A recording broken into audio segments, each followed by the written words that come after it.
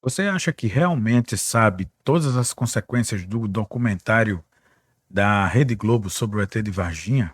Ela foi um grande impacto na ufologia brasileira, de um modo que talvez não chegue no entendimento do grande público, mas das pessoas que gostam de ufologia. Vamos ao vídeo.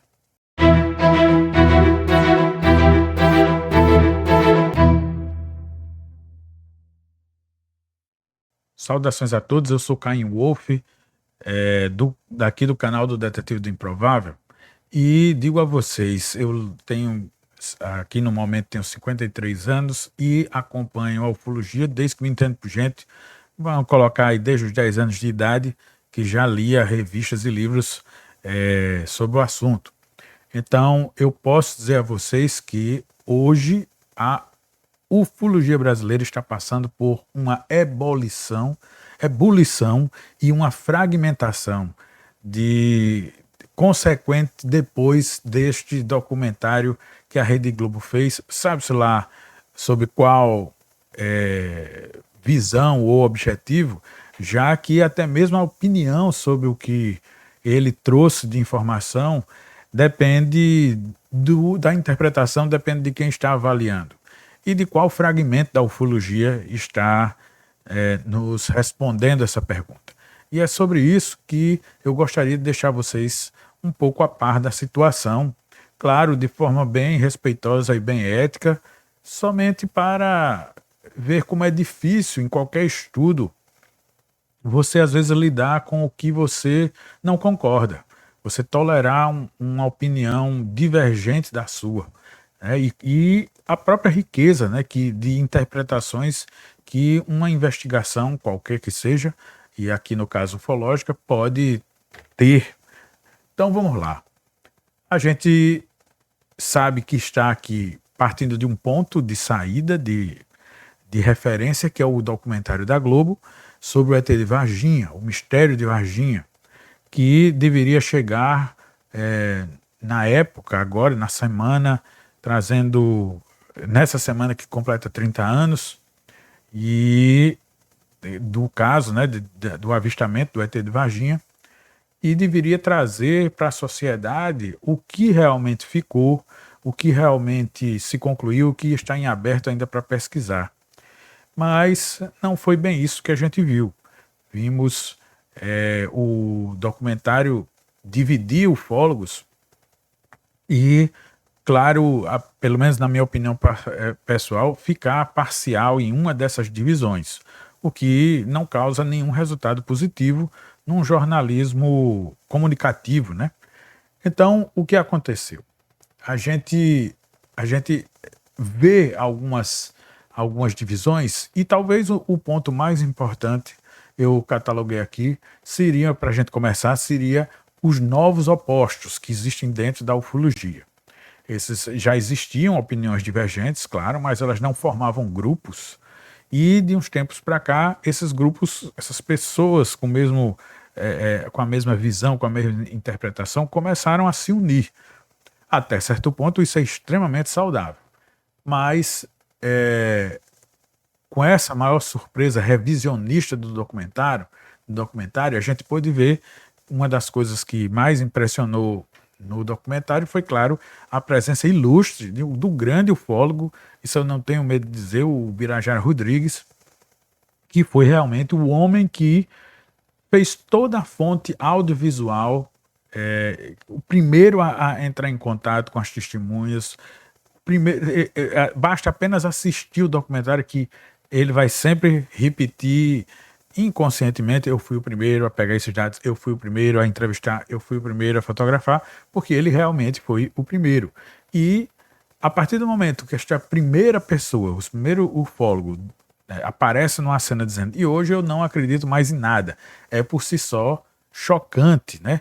E ele também reforça a tese lá que teria sido um cidadão deficiente, o Mudinho, que teria sido interpretado erroneamente pelas meninas como o ET de Varginha lá agachado.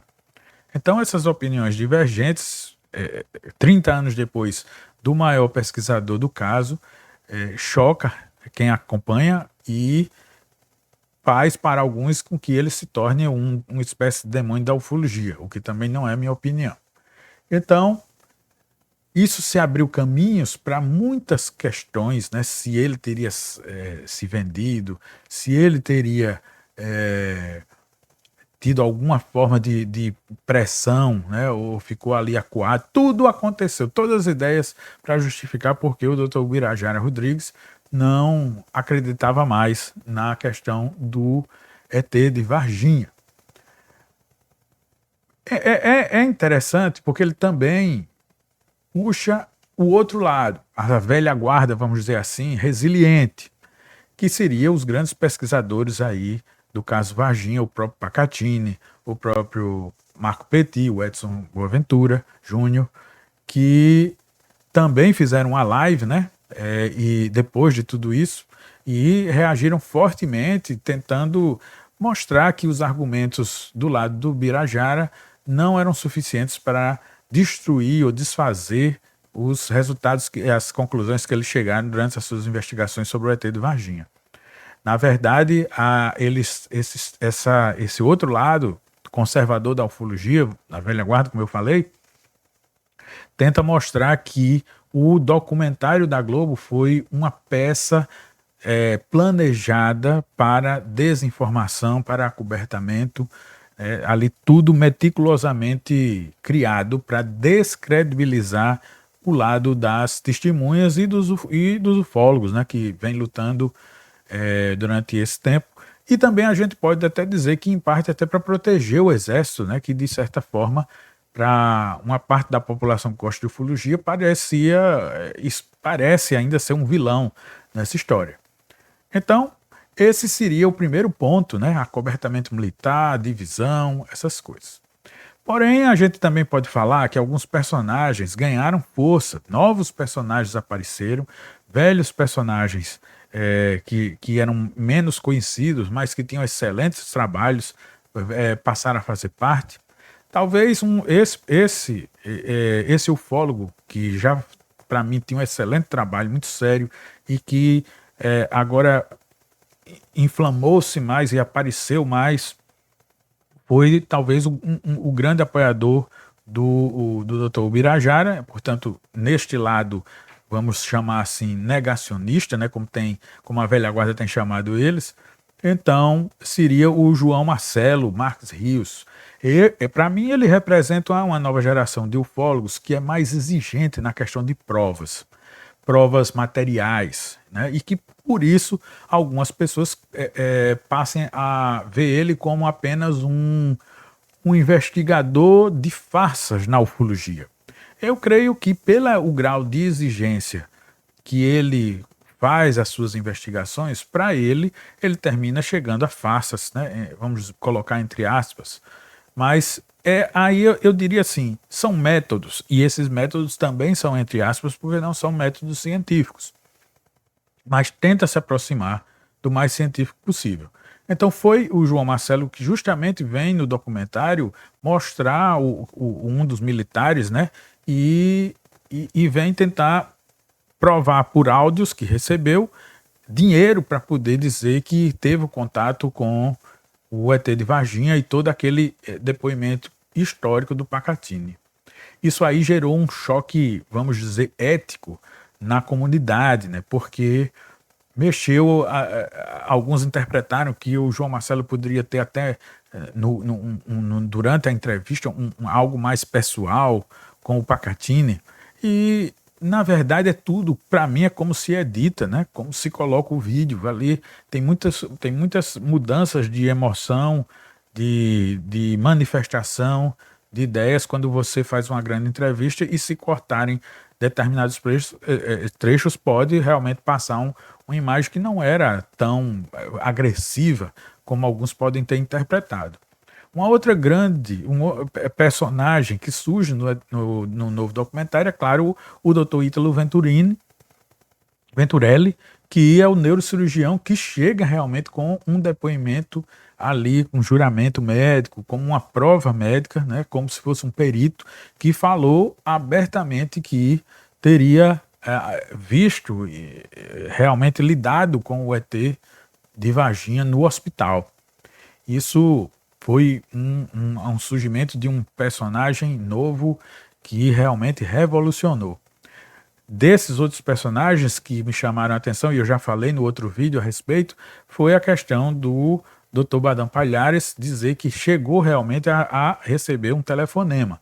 Isso faz também com que ele ressurja como um personagem do caso Varginha, porque todos esses anos não havia nenhuma ligação que pudesse ser provada ou argumentada por ele de ter algum contato direto com qualquer fase deste caso. Bom, o outro tópico que a gente também pode falar, que tem surgido depois no mundo da ufologia, tem surgido depois do documentário de Varginha da Rede Globo, foi a questão das novas alianças, né?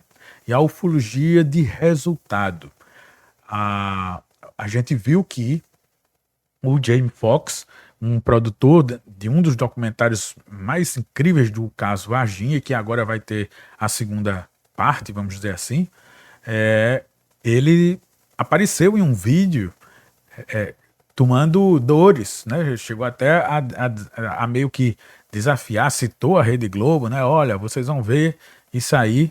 E o vídeo mostra como a questão teve muito impacto mesmo, né, no ambiente ufológico, chegando então até ao pessoal de fora do país.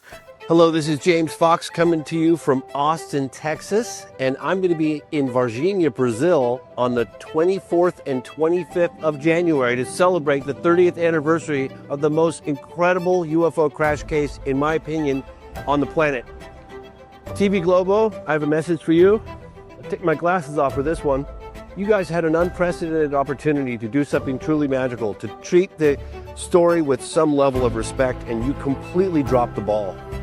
Failure, massive. So we're here to straighten that record out. See you guys on the 24th. Bye.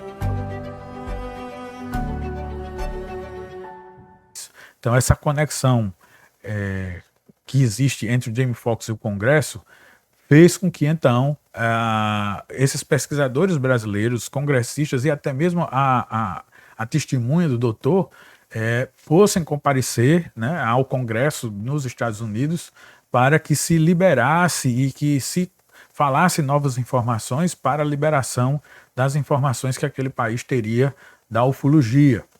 E, para mim, chega a ser uma tentativa de real pressão diplomática mesmo desse grupo de brasileiros, agora unidos com o diretor Jamie Foxx, fazer, né, contra os Estados Unidos para ver se eles liberam alguma coisa. Também tem o grupo da física forense, aí seriam pesquisadores que antigamente se trabalhava isolado, todo mundo sozinho, e passa a se estudar e trocar informações como se fosse uma equipe de laboratório. Então, grandes cientistas como Jacques Vallée, que realmente a gente não pode nem deixar de citar, né, da sua visão científica, ele é uma prova viva que é possível fazer ciência com a ufologia, e ele representa, sim, uma aliança, né, entre ufólogos e cientistas verdadeiros. Mas, além disso, o que é que a gente, pegando todas essas situações que para alguns podem ser polêmicas e que eu falo com muita tranquilidade a respeito, eu acho que, na verdade, enquanto a ufologia perde um pouco a sua unidade, né, ela também ganha mais profissionalismo. Porque se você passa a ter opiniões que são antagônicas, mas que se respeitam, se conseguirmos atingir esse nível de convivência, então a gente vai evoluir em alguma coisa. Porque tudo que você disser, você vai ter um contraponto para você mesmo se autocriticar e se questionar. Isso pode fazer com que você evolua. Você pode realmente chegar a um nível de dizer que o Dr. Ubirajara simplesmente chegou a uma conclusão depois que estudou 30 anos que não bate com a sua, que acredita no ET de Varginha. E o que é que tem de mais? Não tem nada de mais. Você vai tentar ver os argumentos dele e chocar com os que você defende. Vai ser uma autocrítica, né, para você, e creio que seja positivo. Então, buscando justamente o que seria pontos positivos e negativos dessas consequências do documentário nos grupos ufológicos, eu digo que um dos pontos positivos foi justamente você ficar ali determinar. Essa situação vai fazer um fim de um oba-oba que chega, não tinha muitos critérios que poderiam ir além do que um único grupo poderia pensar.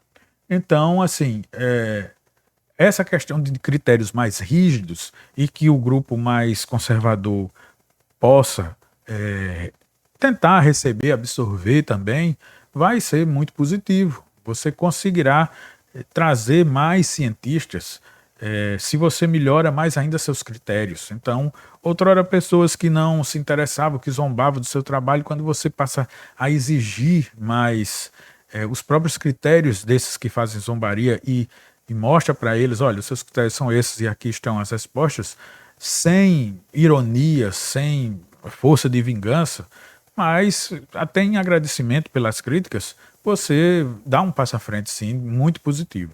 Agora, um ponto negativo será sempre a guerra de egos, né? Você realmente se dividir e não se propor a conviver com quem tem uma opinião contrária à sua, tentar se segurar para tolerar, né? Sem ironia, sem levar para o lado pessoal, buscando um equilíbrio, mesmo que você não goste daquela pessoa ou ache que os métodos dela não são tão rigorosos quanto os seus. Eu acho que esse é um cenário, né, riquíssimo para a ufologia, se todos os ufólogos brasileiros souberem lidar com essa verdadeira situação.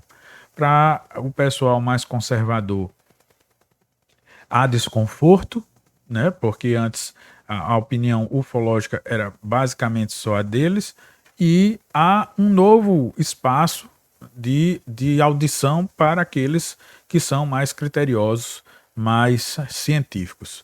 Para mim, todos os dois grupos são formados por mestres que têm muito a me ensinar. E é isso que eu gostaria que eles tivessem como sentimento dentro do trabalho de cada um deles. É isso aí e um grande abraço a todos. Até o próximo vídeo.